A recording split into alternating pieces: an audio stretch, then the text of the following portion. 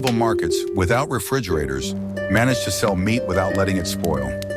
In a world without electricity, where preserving food was a daily struggle, street vendors and butchers developed systems that today seem almost ingenious in their simplicity. They didn't fight against time, they learned to use it, turning perishable products into goods that could be stored for months. This struggle for freshness shaped not only culinary traditions, but entire industries, from salt mining to butchers' guilds. Watch the video to the end to find out exactly what methods allowed medieval cities to avoid famine and how a simple butcher could cheat nature itself.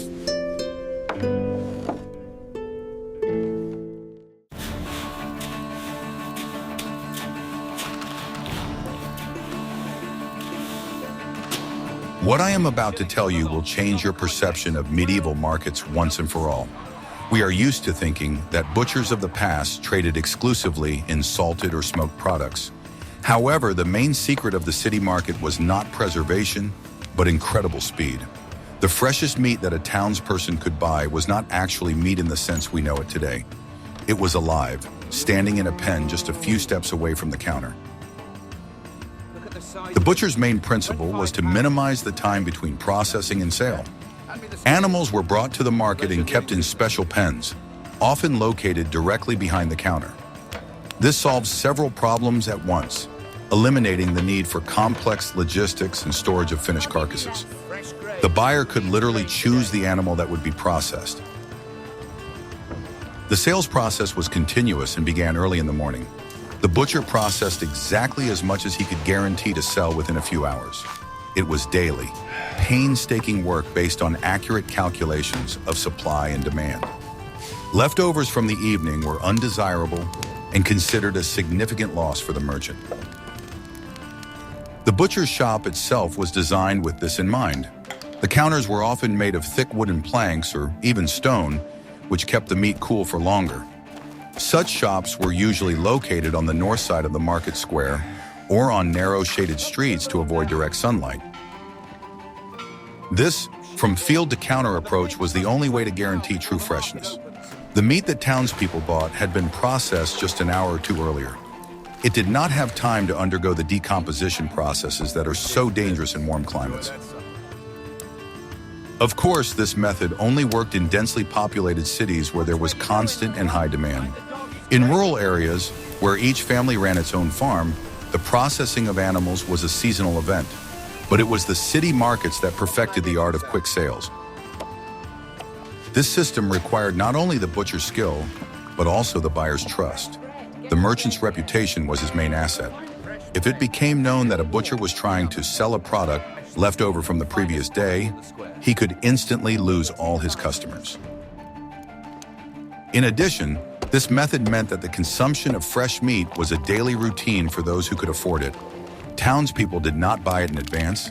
They came to the market every day for a small piece for their daily meal, knowing that tomorrow morning the butcher would again offer them fresh goods. It is important to understand that there was no room for sentimentality in this process. It was a harsh business based on survival and satisfying the basic need for food. Butchers were craftsmen whose skill lay not only in their ability to work with a knife, but also in their ability to manage this fragile logistical process. Butcher guilds strictly enforced these unwritten rules. They controlled where the animals came from, how they were processed, and at what price the product was sold. It was the first form of quality control, dictated by harsh necessity. We would love to hear your opinion. What do you think about this approach to sales, where freshness was achieved through speed rather than technology? Write about it in the comments and don't forget to subscribe to the channel.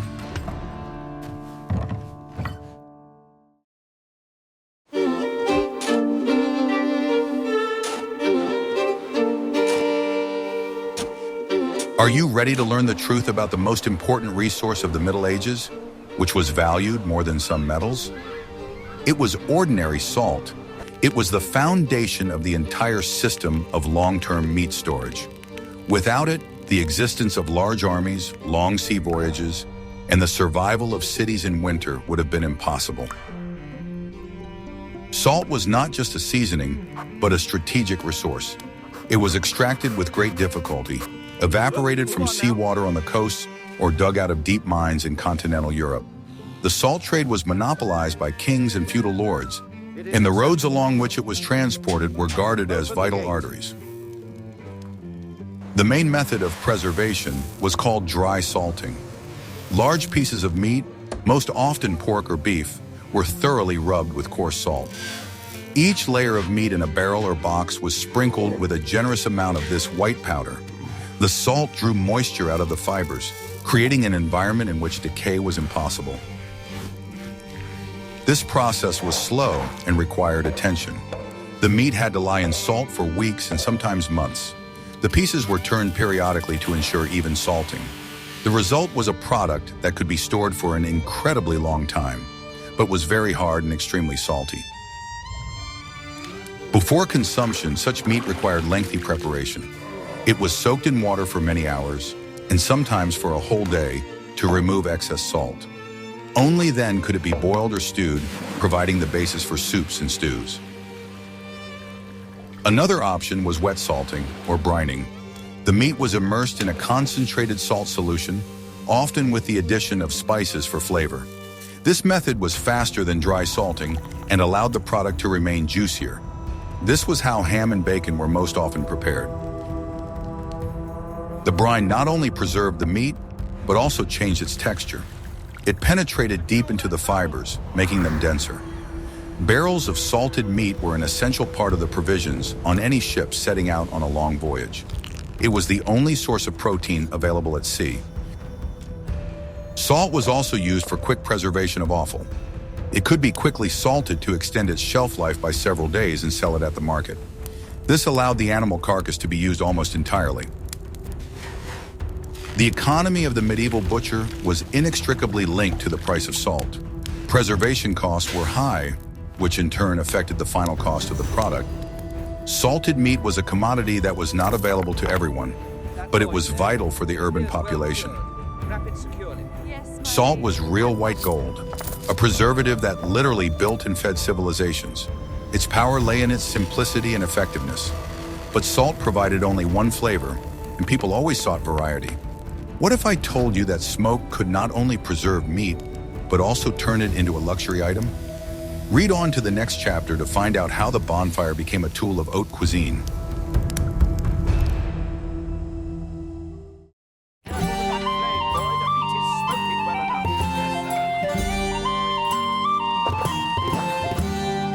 I will reveal the most closely guarded secret of medieval chefs. Smoking was not just a method of preservation, it was an art form, a way to turn an ordinary piece of meat into a delicacy worthy of a royal table. If salt was brute force, smoke was a subtle matter that added flavor, aroma, and status. Unlike simple salting, smoking was a process that required knowledge and patience.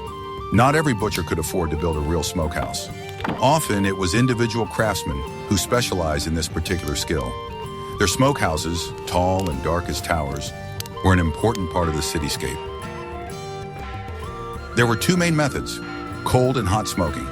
Hot smoking was a relatively quick process in which the meat was not only impregnated with smoke, but also heat-treated. Such a product could not be stored for very long, but was ready for consumption immediately. Cold smoking was considered a true art. The meat, which had been pre-salted, was hung in a smoking chamber. The source of the smoke was located at a distance, and the smoke had time to cool as it passed through a long chimney.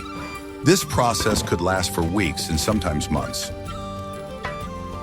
The cold smoke slowly penetrated the structure of the meat, drying it and saturating it with the preservatives contained in the smoke. These substances had antibacterial properties, creating a protective film on the surface of the piece. Such meat could be stored for an incredibly long time without losing its qualities. The type of wood used to produce the smoke was of great importance. Each region had its own preferences.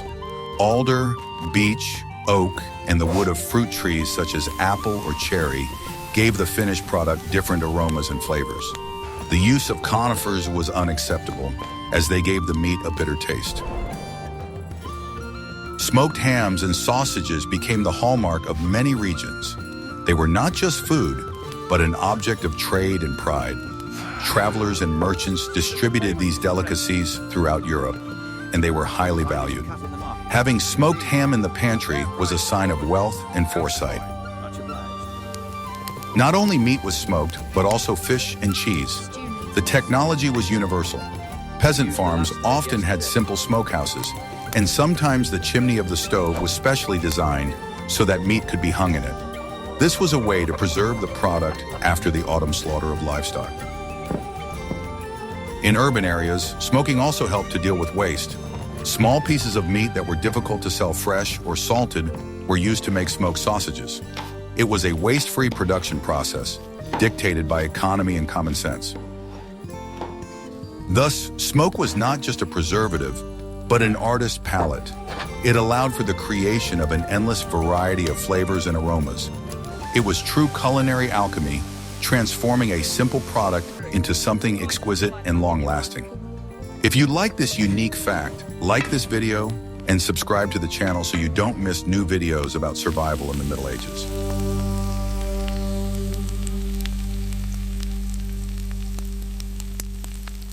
The smoked swan is exquisite. Are you ready to learn the truth about how people preserved meat without using salt or fire? In regions with dry and hot climates, as well as in the mountains where constant winds blew, the oldest and most effective method of preservation was drying. This process used two great natural forces, the sun and the air. Drying, or desiccation, is essentially a process of dehydration. The meat was cut into thin, long strips, which was key. The thinner the piece, the faster and more evenly it dried. It was painstaking work that required a sharp knife and a steady hand. The prepared strips of meat were often pre-soaked in a weak salt solution or simply rubbed with salt and spices. This not only added flavor, but also served as primary protection against spoilage in the initial stage of drying. In some cultures, the meat was soaked in acidic solutions, such as vinegar. Then these strips were hung on special wooden frames or simply on ropes. The drying location was chosen very carefully. It had to be well ventilated and, if possible, exposed to the sun. In Scandinavia, for example, special lattice structures open to the wind were used for this purpose.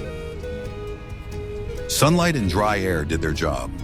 Moisture quickly evaporated from the surface of the meat. Gradually, the piece lost up to 70% of its original weight, turning into a hard, light, and very nutritious product. The process required constant monitoring. It was necessary to keep an eye on the weather, as sudden rain could ruin the entire batch. At night, the meat was often brought indoors to prevent it from getting damp from dew. The finished product, known to us as jerky, was the perfect food for travelers, soldiers, and shepherds. It was light, did not take up much space, and could be stored for months without losing its nutritional value. It could be eaten dry, chewing the tough fibers, or soaked in water and cooked into a soup. This method was especially popular for preserving beef, venison, or other lean meats. Fat could go rancid during the drying process, so the leanest parts of the carcass were always chosen for drying. This was knowledge gained through trial and error. Dried meat was sold in bundles at markets. It was an affordable and common commodity. For many people who could not afford expensive fresh meat, dried strips were the main source of protein, especially during the long winter months. The technology of drying demonstrates the medieval man's deep understanding of the environment. He learned to use the climate of his region to his advantage. Where nature provided sun and wind, people responded by creating a product that could defeat time. But what if the climate was humid and meat needed to be preserved? In the next chapter, you will learn how liquid could become a protector rather than an enemy.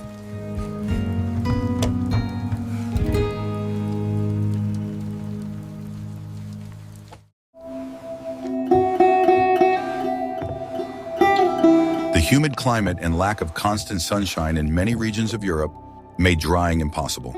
Here, another method came to the rescue, based on the power of liquid: brine.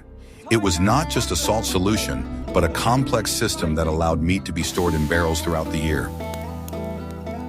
The basis of any brine was, of course, salt. The concentration of salt in the water was critically important.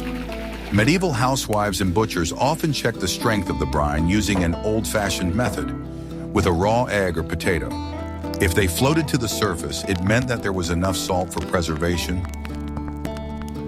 The process began with the preparation of the meat. It was cut into medium-sized pieces that were convenient for placing in a barrel. Pork was most often used for this method, as its fat tolerated prolonged exposure to brine well. Beef and lamb could also be used. A layer of salt was poured onto the bottom of a clean wooden barrel. Then a layer of meat was tightly packed, which was again sprinkled with salt. This process was repeated until the barrel was full. Oak barrels were preferred, as oak wood released tannins, which served as an additional preservative. After the meat was laid, the barrel was filled with cold, pre-prepared brine.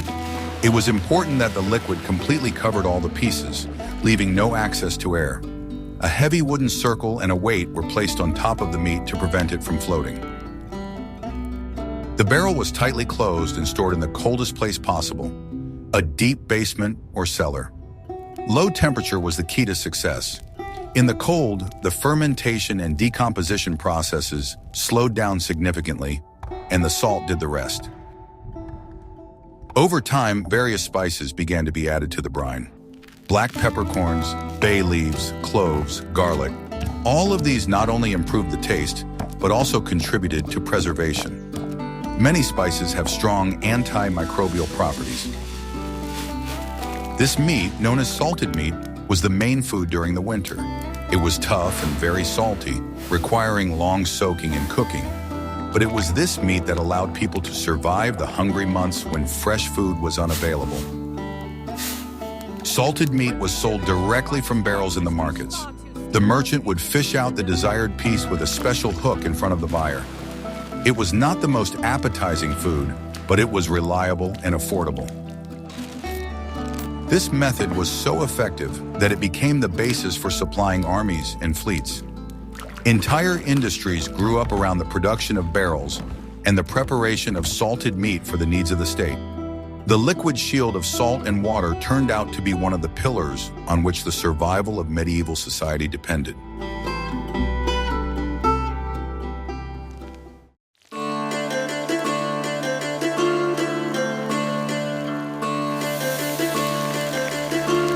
What if I told you that the best way to preserve meat is to drown it in fat?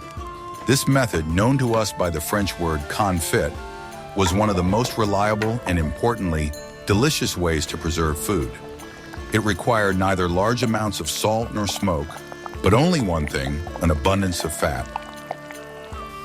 The principle behind confit is ingenious in its simplicity. Fat is an ideal barrier to air. Any product completely immersed in fat is in an airtight environment. Without access to oxygen, most bacteria that cause spoilage simply cannot grow. The cooking process was quite laborious. This method was most often used for waterfowl, ducks and geese, as well as pork. These animals provided a large amount of their own fat, which made the process economically viable.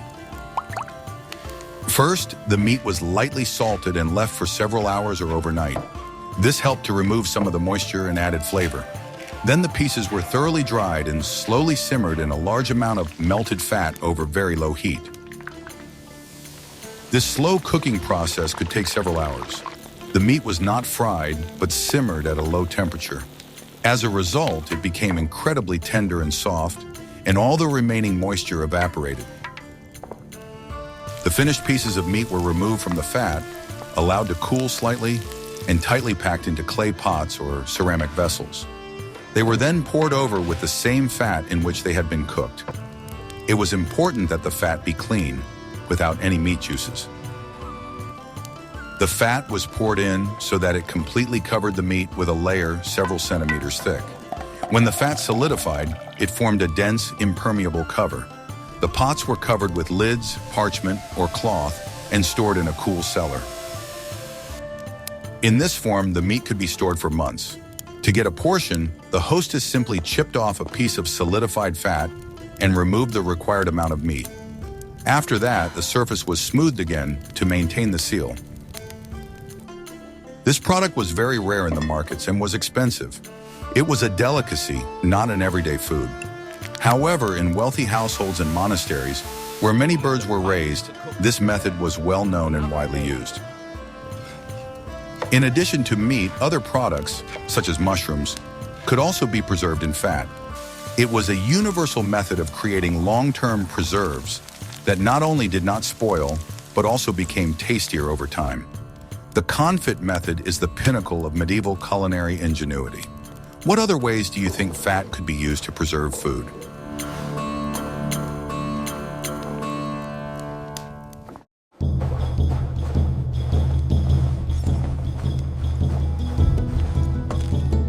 In a world without electric freezers, nature itself was the butcher's main ally.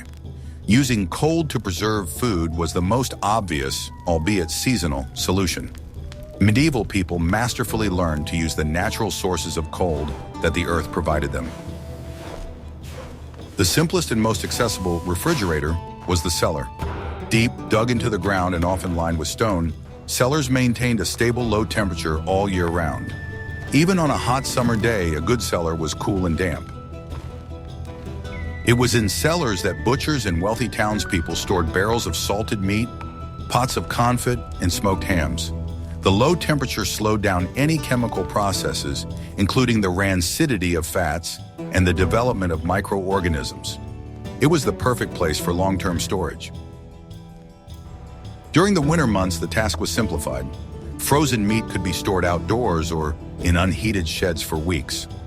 Winter was the traditional season for processing livestock for this very reason. Animals were fattened up all summer long, and when the cold weather set in, they were processed, providing the family with supplies for the entire winter.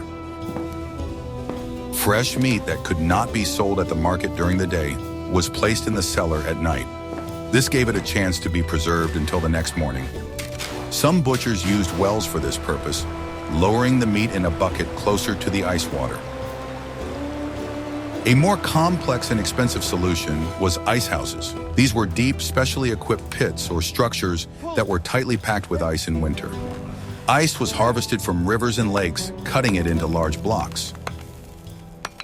The ice house was carefully insulated with straw, peat, or sawdust to keep it from melting for as long as possible. In such an ice house, perishable foods, including fresh meat and fish, could be stored even in the summer heat. It was a real luxury, available only to very wealthy homes, monasteries, and royal courts. The presence of an ice house made it possible to serve fresh delicacies out of season, which was a sign of high status. For market butchers, this technology was generally unavailable due to its high cost and complexity. In some cities located near rivers, butchers could use running water for short-term storage. Meat placed in a closed basket or box was lowered into a fast-flowing river. Cold water washed over it, preventing it from spoiling for several hours. Thus, medieval man was forced to constantly seek out and use natural sources of cold. From simple cellars to complex ice houses, all these methods had one goal: to gain at least a few days or hours to preserve a valuable product.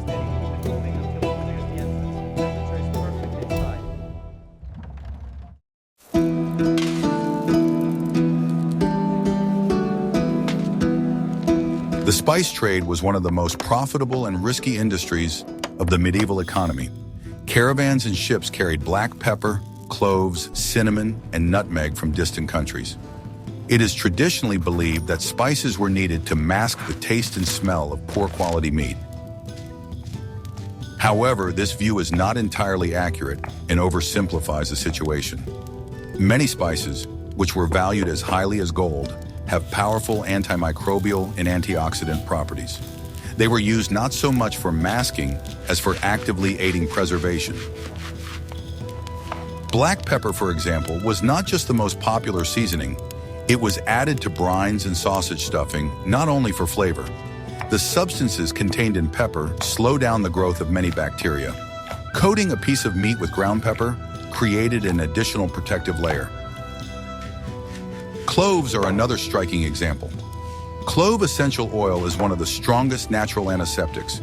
It was often added to marinades and brines for preservation, especially when cooking ham. It not only gave a characteristic aroma, but also actively fought spoilage.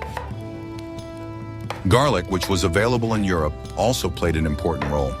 Its antibacterial properties were well known. Meat was often larded with garlic or rubbed with it before cooking. This was both a flavor and a preservation technique. Cinnamon and nutmeg, in addition to their aromatic qualities, also contain substances that inhibit the growth of mold and bacteria. They were used in complex meat dishes such as pâtés and pies, which had to be stored for several days. Of course, the high cost of spices limited their use. They were mainly available to wealthy households and professional chefs. However, in urban centers, where spices were more accessible, butchers and sausage makers actively included them in their recipes. Sausage making is an art in itself, and spices played a key role in it.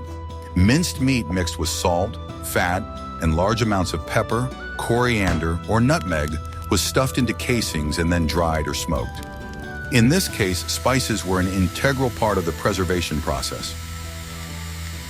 The use of vinegar, another readily available preservative, was also often combined with spices. Meat marinated in vinegar with the addition of pepper, cloves, and bay leaves could be stored for much longer. The acidic environment created by vinegar was destructive to bacteria. Thus, spices served a dual purpose. They enriched the rather monotonous taste of salted and smoked meat, making the food more appealing, but at the same time, they served as an additional barrier to spoilage, helping to preserve a valuable product.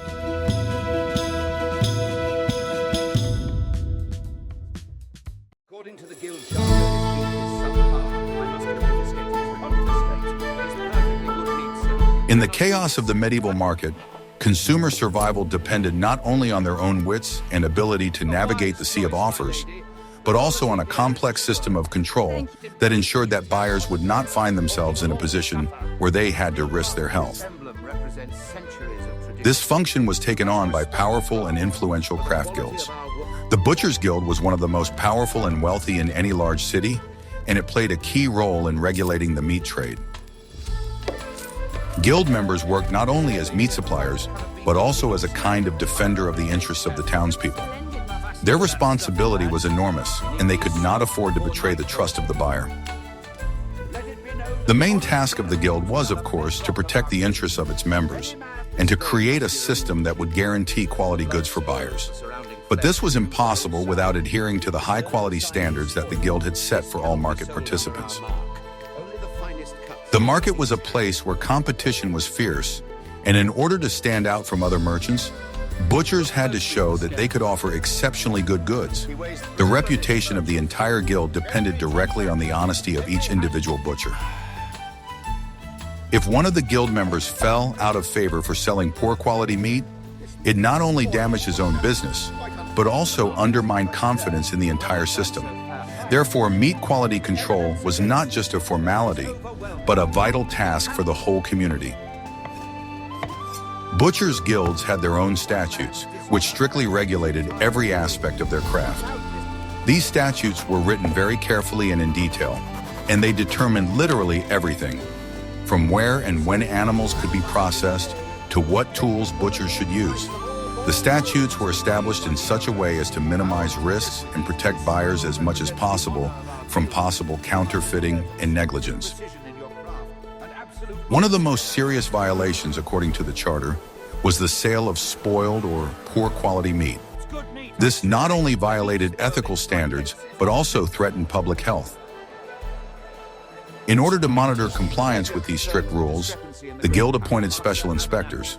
These respected masters, often experienced butchers with a good reputation, regularly visited the meat stalls to check the quality of the goods. They did not limit themselves to external inspection, but also had the right to smell the meat and check the conditions in which it was stored.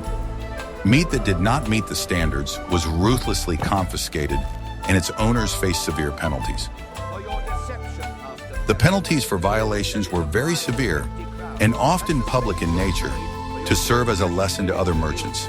For example, a butcher caught selling spoiled meat could be fined a huge amount that he would probably be unable to pay, leading to bankruptcy.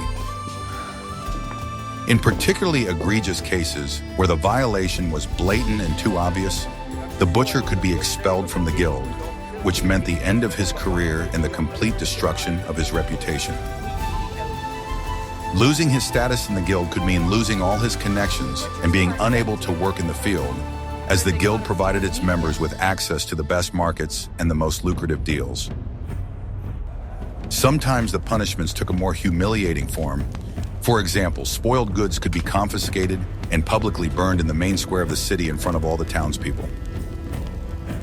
This was a harsh warning to other merchants who might consider selling poor quality meat. In addition, the most dishonest butcher could be tied to a pillory where he could be exposed to public ridicule. In some cases, he was even hung with rotten meat to emphasize his disgrace before the entire community. Such punishment was truly humiliating and showed that the consequences of violations were not only material, but also social, which was most painful in medieval society. These strict control measures were absolutely necessary, especially in conditions where there were no modern refrigerators or food cooling systems, and knowledge of microbiology was very limited. Spoiled meat in those days was not just unpleasant and unappetizing, it posed a real threat to human life and health. Failure to recognize its danger could lead to an outbreak of mass disease. In large cities where living conditions were crowded, epidemics from spoiled food could claim hundreds or even thousands of lives, making control over the quality of meat and other products a vital task. In addition to the guilds, which ensured the quality of food products, city authorities also played an important role in regulating trade.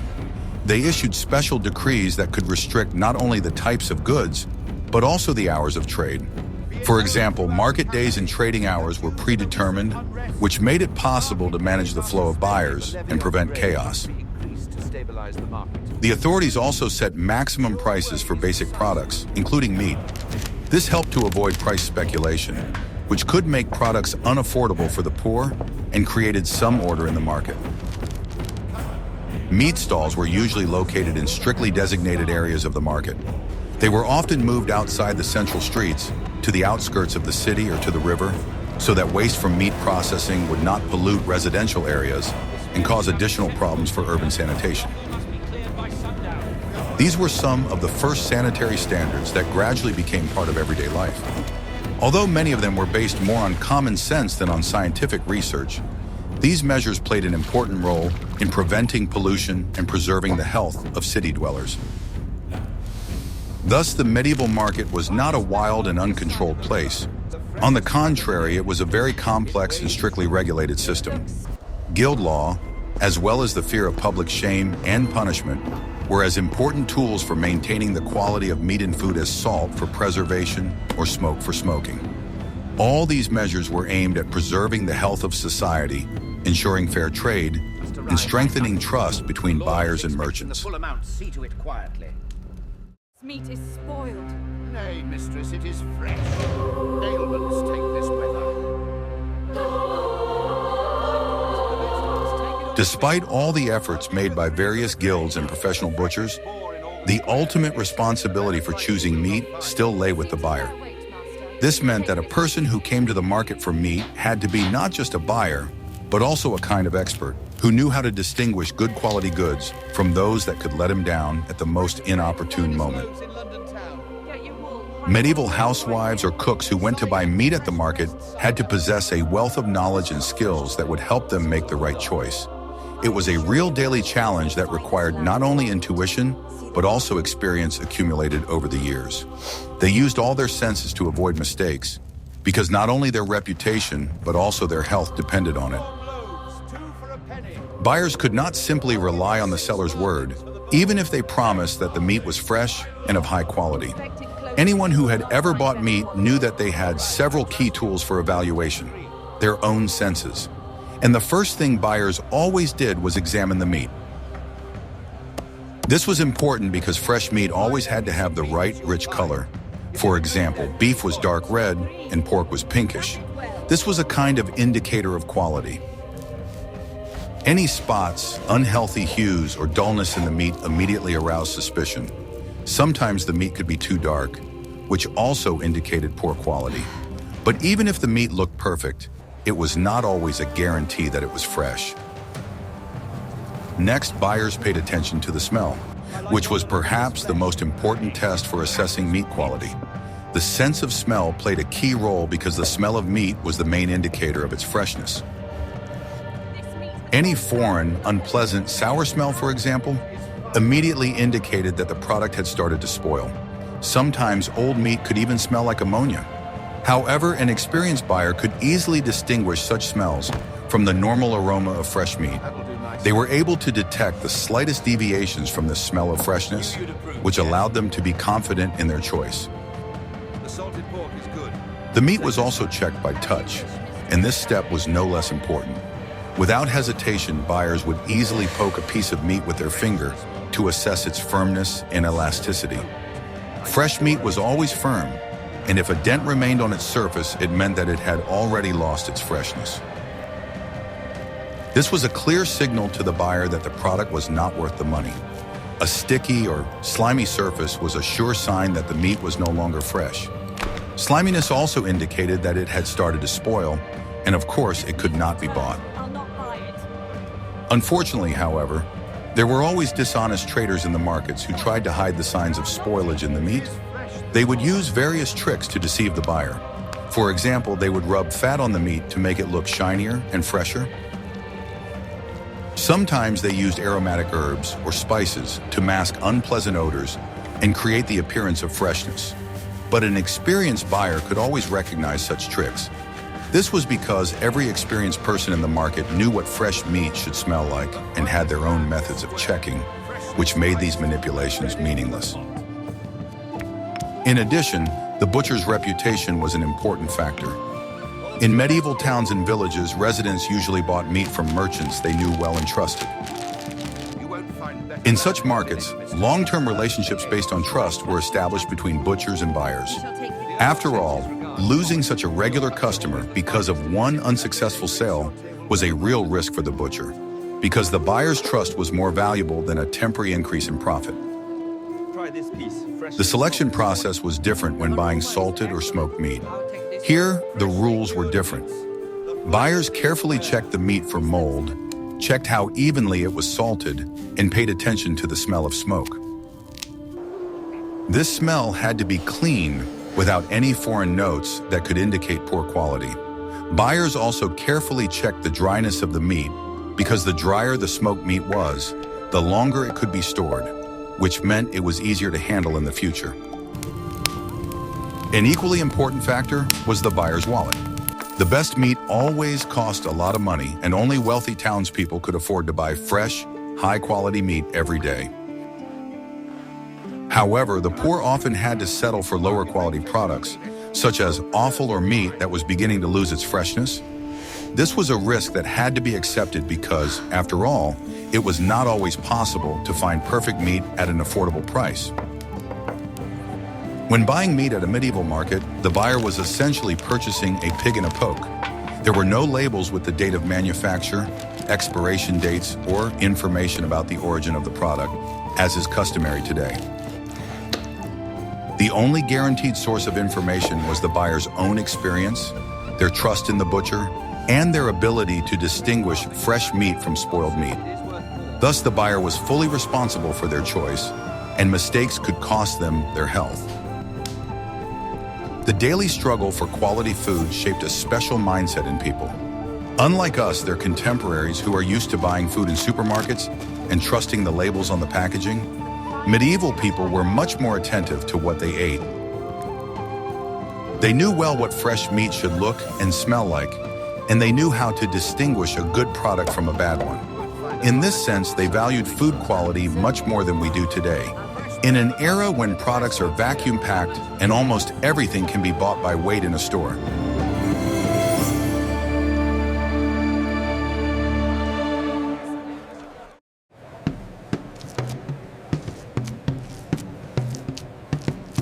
We can see that the survival of the medieval market was based on three pillars: speed, preservation techniques, and strict social control.